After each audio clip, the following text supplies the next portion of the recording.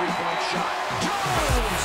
Oh, my goodness! The intoxicating passion of March Madness all boils down to billions in cold hard cash for the networks, the universities, and the NCAA. Everyone, it seems, but the students who play the game. Let's go! They are a partner to this thing. It's the only enterprise in the world where the employee has no vested interest. We caught up with 71-year-old Sonny Vaccaro in New Orleans for the Final Four, but nowadays his real passion lies in crisscrossing the country, telling anyone who will listen about what he calls the plantation mentality behind major college sports.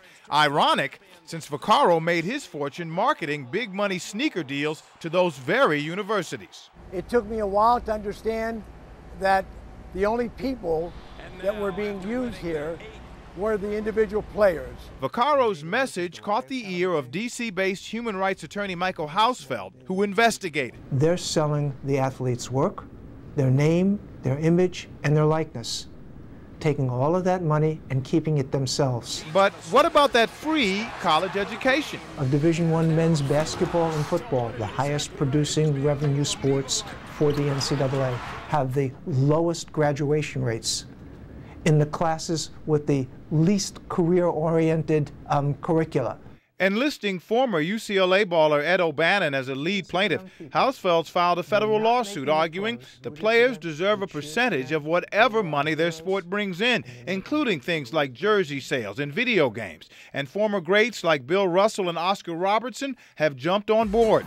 Now, the NCAA would not provide an on-camera interview, but did issue a statement Saturday saying, in part, student athletes often get full scholarships that pay their tuition, room and board, books, and fees. Beyond this, the NCAA currently provides more than $60 million annually to help student athletes with true financial need pay for other personal expenses.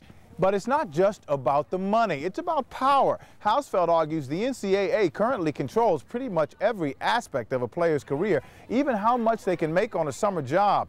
And if the player gets hurt or a coach leaves, that precious scholarship could be gone. It is, he says, the very definition of an uneven playing field. But not every ex-player agrees. Tamir Goodman played at Towson State. I think if the student athletes began to get some money, it will take away from college sports. So it will take away from the beauty and the competitiveness of college sport. But Hausfeld says, wake up. That glitter rubbed off a long time ago. They're the wizard. And you're trying to pull back the curtain on them? Yes.